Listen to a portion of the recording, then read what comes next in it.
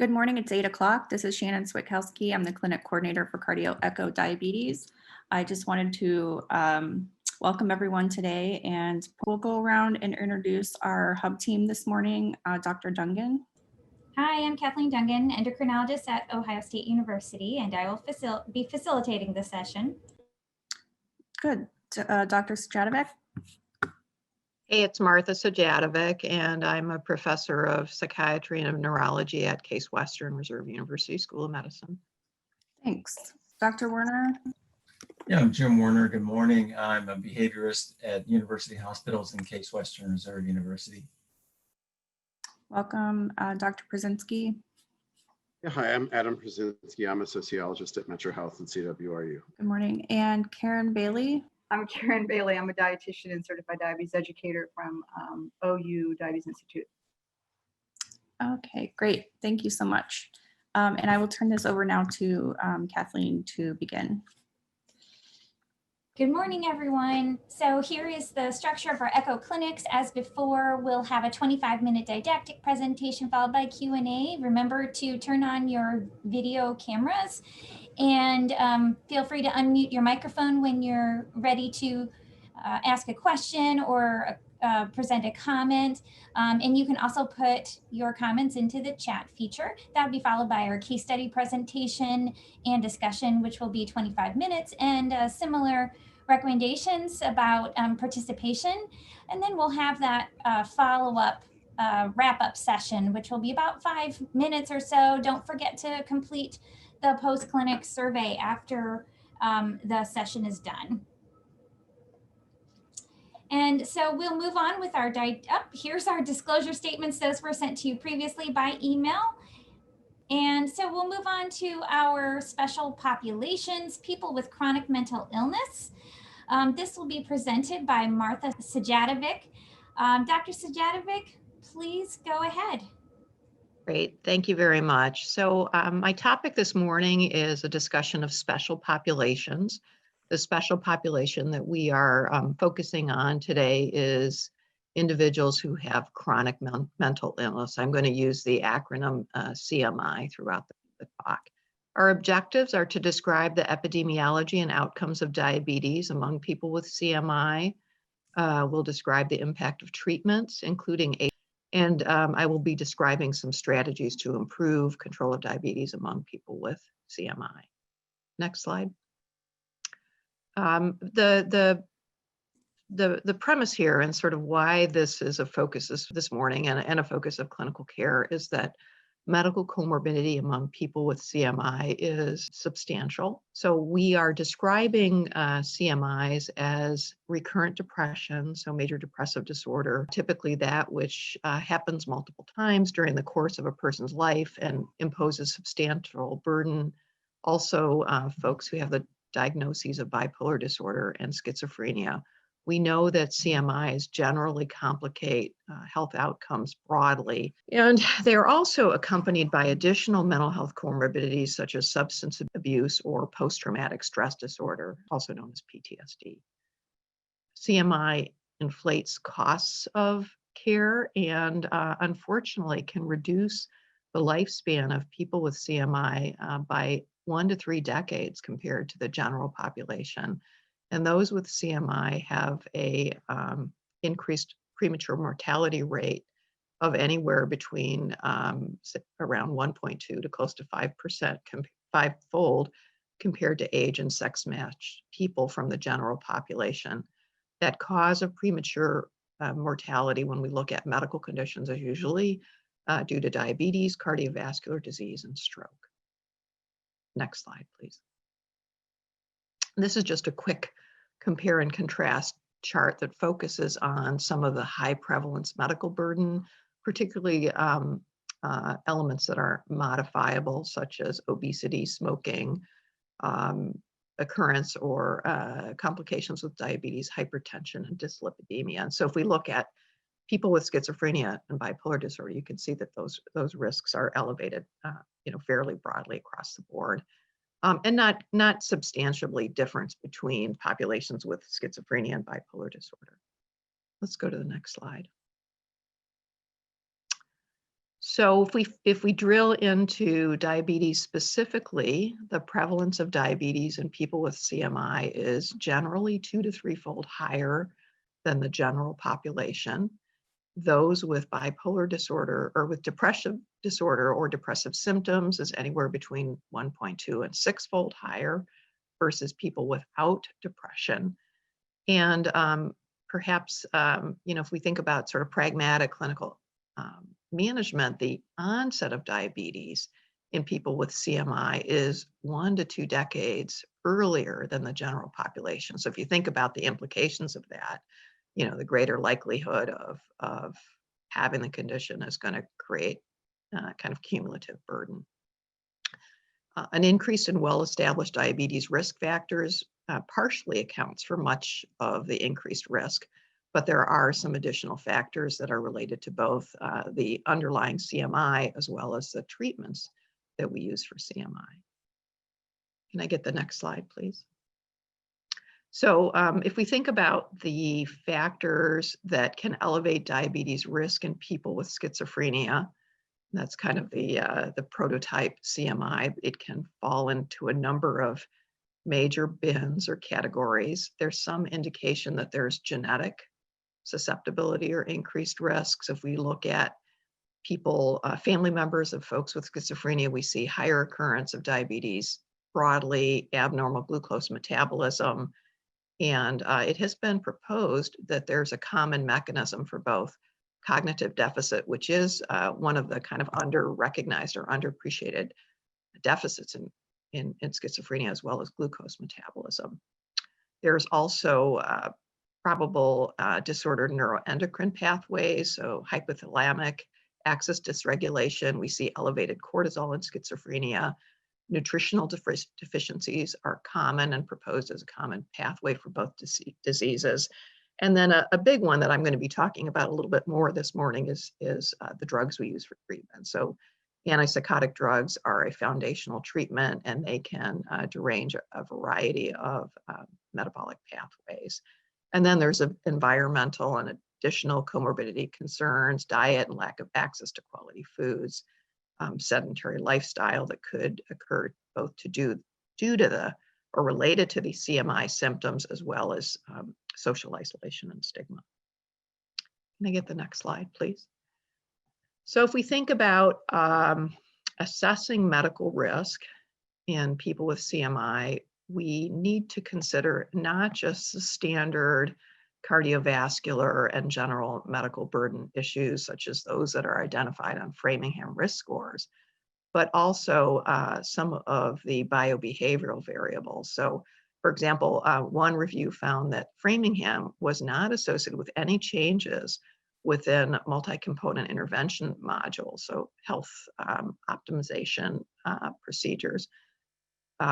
But in fact, risk scores were determined with a sample that excluded adults with CMI. So risk prediction models that include biobehavioral variables, key elements are social deprivation, psychiatric diagnosis, prescriptions for CMI drugs, and alcohol use yielded better predictive risk models in these individuals as opposed to the Framingham risk. So the bottom line here is that standard diabetes interventions, which might focus entirely on biological risks, can fail to account for risk factors that contribute to the diabetes complications. So that has a variety of clinical care implications. One of the big factors that increase risk is antipsychotic drugs. About 12% of people who are receiving antipsychotic drugs have diabetes, and there are a variety of studies, including meta-analyses, that suggest that diabetes is not appreciably increased in people who are first episode. So somebody with chronic mental illness who's young, early in the course, is not on drug treatment yet. We don't see base rates, but once they start treatment, especially with second generation antipsychotics, I'm going to use the acronym SGA here, their risk goes up really substantively after the initiation of treatment. Antipsychotics might also induce diabetes risk independent of adiposity or weight gain. So we have two ways that it can increase diabetes risk. One by what we think of more traditional with the weight gain, but other directly by promoting insulin resistance. And probably what's of most concern is that young people, children, and adolescents exposed to antipsychotics have a threefold increased risk of diabetes. So you can see about this kind of perfect storm that's brewing. People with CMI have all these, lots of risk factors. Their onset of diabetes is early. They're put on drugs that can then accelerate risk, and young people are at even more risk. So you can see how this just progresses. Let's go to the next slide. If we look at some of the drugs that are out there, we see that the risk is bigger, just as endogenous risk even before treatment in folks with schizophrenia compared to the general population. And then there is some differential risk based on the types of antipsychotic drugs used, although as a general class, we see that antipsychotics amplify risk across the board. Some drugs that are particularly problematic, over there on the right in the bar graph, clozapine, which is a drug that we use specifically for treatment refractory antipsychotics, and it is known to be superior compared to all antipsychotic drugs in treating symptoms of schizophrenia in people who are resistant. Unfortunately, has a particularly toxic diabetes risk burden associated with it. Let's go to our next slide. So antipsychotics clearly are an offender. Antidepressant drugs can also increase risk for diabetes in people with CMI. A meta-analysis found that antidepressants increase the likelihood of new onset diabetes. Some of the studies have some methodological limitations that might make it hard to infer causal relationships. There are some antidepressants that may have more profound risks. Tricyclic antidepressants have been particularly identified. However, the selective serotonin reuptake inhibitors, or SSRIs, can also increase risk. And I think most of the studies would allow us to conclude that diabetes risk with antidepressants may be elevated with long-term use of these drugs, or in high-risk people who have a variety of other risk factors. Let's go to the next slide. So how do we support adults who have both diabetes and CMI? It is pretty clear if we look at the literature that standard diabetes education curriculums need to accommodate possible cognitive deficits. So I mentioned that is an underappreciated core feature of, particularly with schizophrenia and bipolar disorder, but also in depression. Significant mood states, so both depression or manic or hypomanic states, may make knowledge accumulation and retention more challenging. We need to be able to make the diabetes education curricula acceptable and approachable for folks with CMI, prescribe psychotropic drugs that minimize metabolic risk and weight gain. And then an important issue is to optimize outcomes of psychiatric comorbidities. So sometimes, especially if people do not have any access or exposure to specialty mental health care, they may have psychiatric comorbidities that's unrecognized and untreated. Self-management interventions or approaches that can address biobehavioral factors appear to be important, and collaborative care models or integrated models where specialists and primary care providers can partner together to support individuals potentially can help improve outcomes. Can I have the next slide? So this is just a quick compare and contrast chart. I won't go over these in detail, but this lays out some of the adverse effects of psychotropic drugs on physical health outcomes. So in some of the, if we think about conditions like obesity, looking at the differential propensity to cause adverse effects. We can parse out some of the antipsychotics. So first generations and second generation drugs such as aripiprazole are less likely to cause weight gain compared to some of the lower potency drugs. Clozapine, olanzapine, so Zyprexa, some of the lower potency first generation drugs are more likely to offend. So, you know, if you have somebody who's on one of these drugs where risk burden is increased, we could think about a potential to switch drugs. Similarly with antidepressants, if we look at some of the risk burden, so bupropion, Wellbutrin is less likely to cause weight gain versus a drug like mirtazapine or tricyclics, where you're more likely to see weight gain. Mood stabilizers are a little bit more of a mixed bag. There is some evidence that lamotrigine might be weight neutral or even help promote weight loss, whereas drugs like valproate or lithium might be more likely to increase weight gain. And then the similar patterns with diabetes will be what we see with obesity. So generally, what is more likely to cause weight gain is also going to be more likely to put people at risk for diabetes. Let's go to our next slide. How can we minimize metabolic liability with antipsychotic and antidepressant drugs? So we can think about groups that are at high risk. Clearly, prevention is better than treatment. People who are young, who are drug naive, are particularly vulnerable to weight gain. So we would want to think about if we're going to use an antipsychotic or an antidepressant, look at drugs that have less metabolic liability.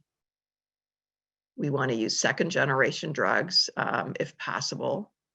Use them all conservatively, but for example, a second generation drug that has relatively high metabolic liability, such as quetiapine or Seroquel, should be used conservatively, especially in high risk groups.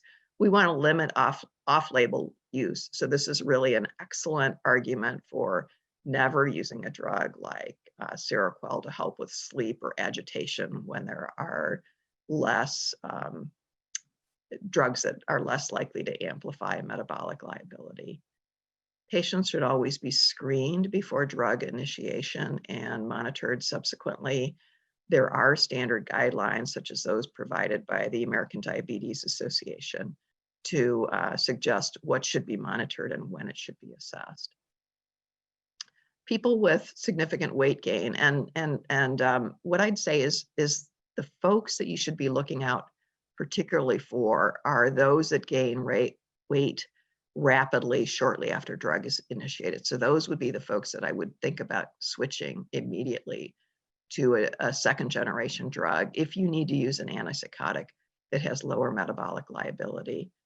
There's some evidence that metformin may help young patients who have had limited exposure to antipsychotic drugs if lifestyle interventions yield suboptimal benefits, but realize that benefits are likely to be relatively modest.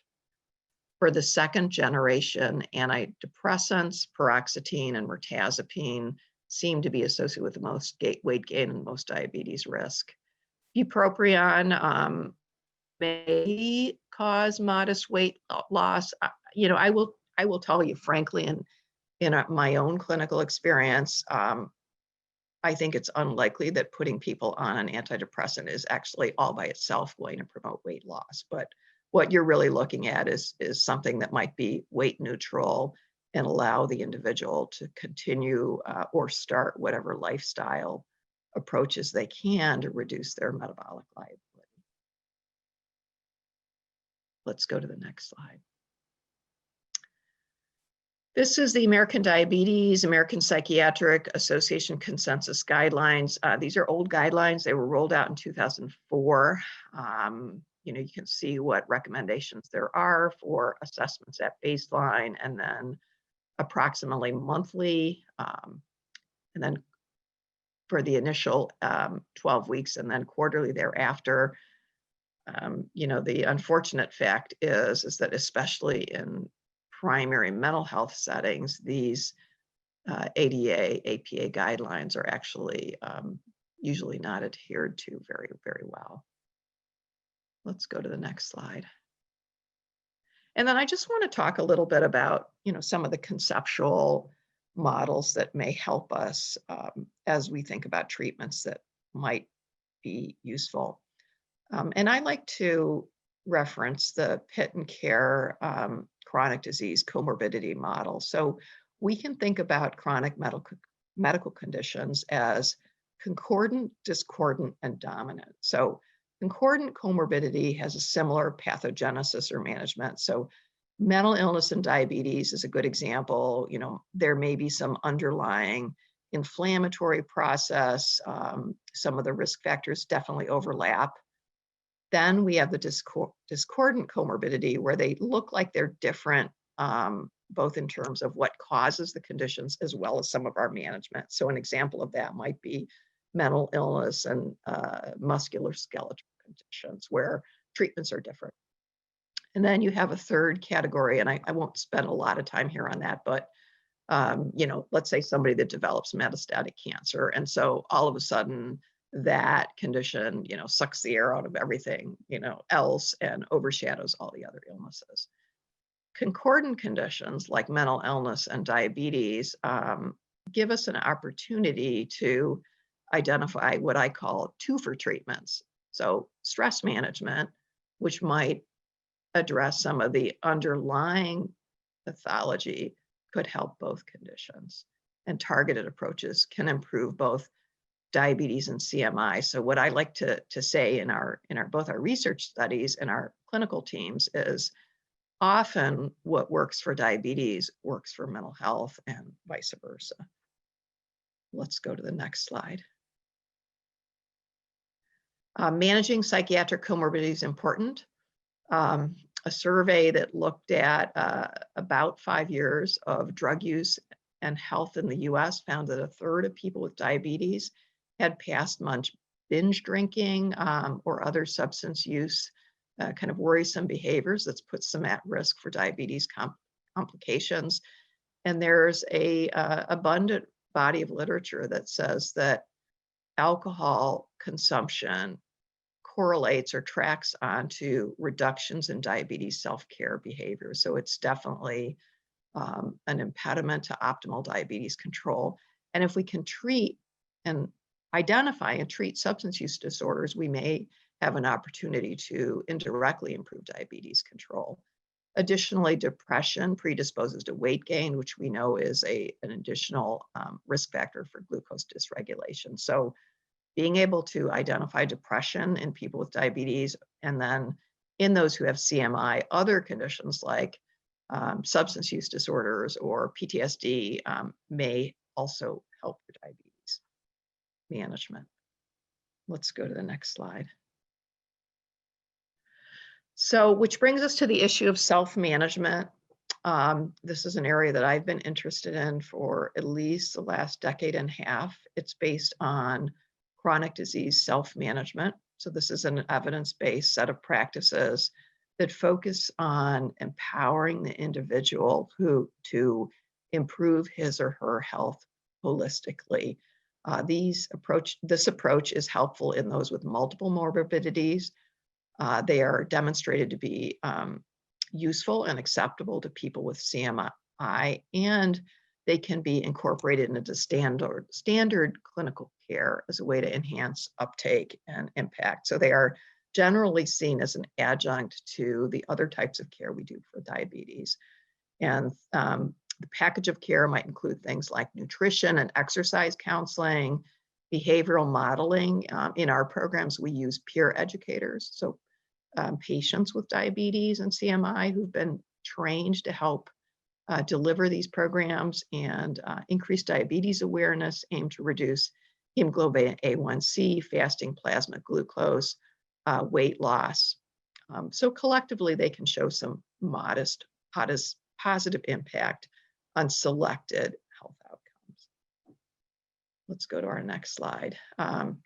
Anyway, I'm going to kind of conclude this with showing a slide that's a little bit sobering, but I think also gives us some opportunity for growth and future research. So this was a systematic lit review and meta-analysis that was conducted by Taylor et al., published in PLOS One, 2017. And what they did is they looked at behavioral interventions that potentially have an impact on hemoglobin A1C or fasting blood glucose. And it just very briefly, if we look at some of the randomized controlled trials that are out there, we see that you know, the behavioral interventions are really not tracking on favoring intervention. So we're really kind of a wash. On the other hand, they did tend to map onto improvements in fasting blood glucose that favored the intervention. So kind of a mixed bag. I think it really just sort of underlines how difficult this is and that we really need to support people in multiple ways. There's no quick fix. Let's go to the next slide. And then that same meta-analyses also looked at some of the other things I mentioned in the previous slides, like switching drugs that might minimize metabolic liability, and metformin or other specific diabetes managements. And those generally are a little bit more positive. They suggest that they may favor the interventions, although as you can see from these graphs, there is a little bit of variability in some of those outcomes, and it's not consistent. Let's go to our next slide. I think this is our last slide. Yeah, so just to conclude, people with chronic mental illness are a special population with multiple and more difficult diabetes management challenges. Effective management needs to consider a number of different approaches. A key one is minimizing the metabolic liability of the drugs that we use to treat CMI, whether it's antipsychotics, some of our traditional mood stabilizers, or antidepressant drugs. Prevention and self-management support is critical, especially addressing some of the bibehavioral factors. So straight up diabetes education curricula are probably going to have limited impact. Coordination between primary care and behavioral care providers, and probably most importantly, engaging patients in care that's long-term, that's acceptable to them, and that is going to be sustainable over the long haul. So I think that's my last slide. Let me stop there. Thank you. Thank you so much, Dr. Sajatovic. That was really wonderful discussion. I will open the floor to any questions or comments. Thank you, Martha. I had a question or a comment as well. And it was a great presentation. And, you know, I've worked with psychiatrists for a number of years trying to, as you said, mitigate the metabolic liability of some of the medications. But my impression is that, and quite rightly so, they choose medications based upon what works best.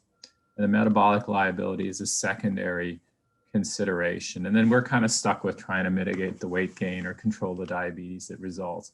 Is there any way around that issue that you can think of? Well, this is where I think communication is important. You know, things where we can like share medical records. And I showed you that slide of the old 2004, you know, ADA, APA. So that was interesting that it was a joint statement of the American Diabetes Association, the American Psychiatric Association. And I think sometimes just being aware of people that are really at high risk. For example, those who have really early weight gain, generally that's an indication that not good stuff is going to be happening. So I think being able to sort of appreciate that there is an opportunity to make a switch, and we may have opportunities right at the beginning to think about metabolic risk. Sometimes you don't have much choice. So clozapine is a great example of, not having much choice. You have somebody that's really a refractory, they have a refractory psychosis, you just may not have any other choice. On the other hand, people who go on clozapine have there's a silver lining there. They're coming in to get their blood work on a regular basis, anywhere between monthly to quarterly to every 6 months, depending on how long they've been on clozapine. So it's an opportunity to do some additional monitoring and some behavioral approaches. So that's what I would say is probably the best avenue. And patients are probably going to be most at risk when we really do have siloed care. Thank you. And is there a specific risk calculator that you would recommend as far as, the inadequacies of the Framingham risk score, or is that something that we would just keep in mind and sort of kind of have an add-on risk in the back of our mind as we're sort of calculating? Yeah, so I think the take-home message I would say is look at biobehavioral risk, and that's going to vary. It's going to be hard to quantify some of those maybe more social determinant risks. So for example, if somebody lives by themselves and they're living in a place where they don't have access to healthy foods and are doing their own grocery shopping, for instance, that person may have a harder time following some of the dietary recommendations versus somebody who maybe lives in a more supportive residential setting where they have assistance and can have dietary management, really, assistance with that. So that would be a hard thing, I think, to say necessarily to plug into your risk, and it'll depend on the person's status. The other thing that I do want to mention is some of these conditions are going to have variable ability for the person to manage their diabetes and their health more holistically. So if you've got somebody who has bipolar disorder and they're depressed, their diabetes management competency might fluctuate. So when they're euthymic and they're doing okay, they're maybe do just great with their diabetes management. Very often when people are manic, they actually lose weight. They're kind of running around, they're not sleeping. But then it's a completely different story when they're depressive. And that's why I think it's going to be hard to say, here, let's calculate the risk, and this is what we're going to be able to project for them for the next 2 years or 5 years. This is Karen, the diabetes educator. Sorry, just briefly, I wanted to address the diabetes education piece, and the recommendations now are really to center on healthy coping as one of the self-care behaviors that are most important, probably based on the evidence that you've been talking about today. So healthy coping is something that we do talk about. Stress management, the link between diabetes, depression, and diabetes distress are topics that are all covered in diabetes education. But one point that I wanted to make too is people with mental health issues, they're the hardest to engage in the first place. So, to get them to come to the diabetes self-management training sessions is the biggest challenge. So it's hard. And then when they are motivated, they'll come, but then when they're depressed, they won't come. So it's hard to get them to complete as well as engage in the first place. Yeah. So Karen, thank you for that. I think that's really an outstanding point. And what I don't mean to say here is that standard diabetes education doesn't work for CMI, people with CMI, not at all. I think what is probably more accurate is to say is that people have more challenge in engaging and being able to kind of take up the intervention. And it's almost like there's a filter that prevents the approach from really working optimally. So that's probably a better, clear, more articulate way of saying it. So thank you, Karen. Yeah, it was a great presentation, Dr. Sajatovic. This is Jim Warner from CASE. The National Alliance on Mental Illness is a huge organization, and so many of these potentially effective strategies are really socially based. I think environmentally based, group home based, can have a big impact on folks who have executive function deficits and particularly in severe and persistent mental illness. I wonder, are there any initiatives going on with NAMI or other facilities that for exercise, healthy eating, weight management, coping skills, all those kinds of things that really specifically deal with weight and diabetes management and things like that? Yeah, there are some evidence-based approaches. You saw from the meta-analyses that they can have mixed results. But what I would say is it really is a holistic approach. So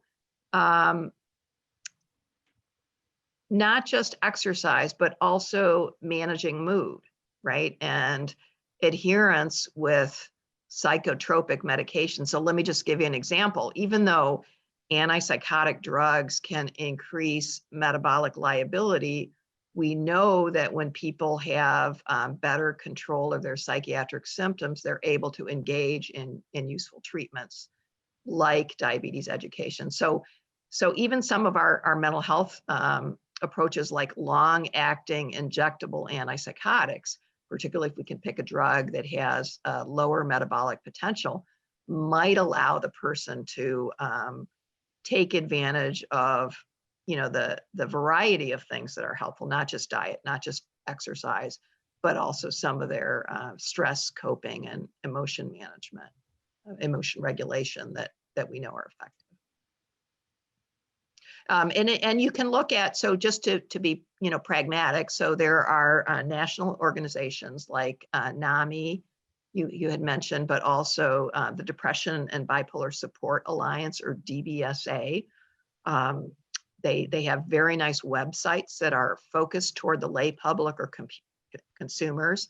There are a variety of local chapters, and being able to use some of those tools. They have things like podcasts, support groups in many communities can be useful to suggest as part of that package of evidence-based care. Well, thank you for that discussion, and thank you, Dr. Sajatovic. That was really informative. And now I think we should move on to our case study. If we could put that up. That's a really interesting question. I will open this up for discussion. Yeah, I mean, it sounds like he's still on a good trajectory. And if he's willing and able to kind of maintain this, that's probably where I would go. But I might also, talk with him about the pros and cons of bariatric surgery, since he's so far, above it, with that degree of obesity and with the comorbidities. I might think about all the other risk factors that he might have. Does he have sleep apnea? Look at his total cardiovascular kind of risk profile. Those kinds of things. That's the only other thing that I would suggest. Do others have some feedback or questions? I just had a little bit. I have a little bit of feedback and enjoyed listening to the case study. And it reminds me, as a diabetes educator, so many people that I come into contact with in the diabetes prevention program. And one of the discussions we have around physical activity that I think is interesting to have, especially for guys who are football players and were really engaged in intense sports when they were younger, and now they find themselves 40, 45, and they haven't exercised in years, is really talking about reframing your idea of what physical activity should be for you, because you're in a different body at a different stage of life, but you have in your head slamming into people, running really fast, lifting heavy weights, training like you did when you're an athlete, and that results in injury. So these people, a lot of times, they won't think of walking as physical activity at all. because what they did was so much more physically intense. So really having a conversation about carving out time daily for physical activity and what is appropriate and really effective. And moderate pace walking is fabulous at lowering blood sugars and resulting in gradual weight gain and low risk of injury. So that conversation I think is important. And then routine. How much time do you carve out in your day for physical activity? Because it's the long haul and it's what you do every day that's really going to help, over time. So Lori, I had a couple of comments about the weight loss. So I think it's wonderful. He's lost, I think, 10% of his body weight, which would certainly go a long way to improving his cardiovascular risk. But even, weight loss is a result of a set of healthy habits, which he's pursuing. So, people often wonder, well, if I keep doing this, will I keep losing weight indefinitely? The answer is no. He's going to hit a plateau, at which point his metabolism will slow, or his appetite will increase, and his body will strive to get back up to the weight that it was at. And the only way to overcome that is sometimes through vigorous exercise or bariatric surgery or medications. So I'd encourage, it's not a question of pushing further weight loss. I'd encourage him to keep doing what he's doing without the concern that he's certainly no concern he's going to lose too much weight, but knowing that at some point that rate of weight loss is going to slow pretty dramatically as well. Yeah, this is Jim Werner. I'd just add a couple things. One thing about former athletes is they do really understand high intensity exercise, and they're not afraid of that. And so I find that to be beneficial, and that they've been there before in terms of regularly exercising, and they are familiar with it, and they usually have enjoyed it. But I agree with reframing what they're able to do now, and talking with them about the benefits that these lower intensity exercises or lower impact exercises are also extremely effective for helping them achieve the goals that they have now. And the other thing too is kind of taking a solution focused approach and really giving the patient credit for what they've done, saying, you have really made a lot of progress. How have you managed to do that? Because it's really impressive what you've been able to do. Let's talk about the strategies you've used to this point to get to this place. And then how can you bring more of that about? And then what do we need to change if you do if the rate of weight loss slows? What might we be able to add to that? How could we increase intensity? And then there's the motivational interviewing kind of approach underlying that is, what does the patient really want? What's really important to them? What's really valuable to them? And eliciting from the patient those things that really will drive motivation if motivation begins to wane at all. I completely agree with Dr. Rao that, the patient will probably plateau at some point, and then that'll be a new kind of inflection point at which, the strategies that I just talked about, I think could be implemented, together to help the patient, and it may reach a point of decision about bariatric surgery at that point as well.